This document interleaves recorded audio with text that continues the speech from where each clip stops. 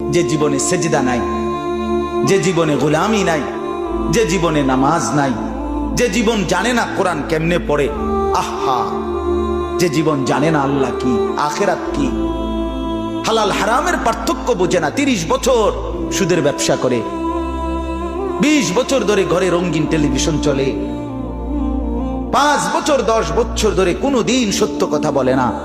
আহা, এমন নাফরমান কি 1-2 জন? আল্লাহ বলে এই যে মানুষগুলো আমি আল্লাহর শরণ থেকে যে উল্টো, আল্লাহ বলে তাদের জন্য ফাওয়াইলুন, দুর্ভোগ, লাঞ্ছনা, উলাইকা ফি যালালিম মুবিন, তারা সুস্পষ্ট গোমরাহি পথভ্রষ্টতার মধ্যে নিমজ্জিত। তাইলে ভাত খাইতে আছেন ঠিক আছে, কিন্তু গোমরা।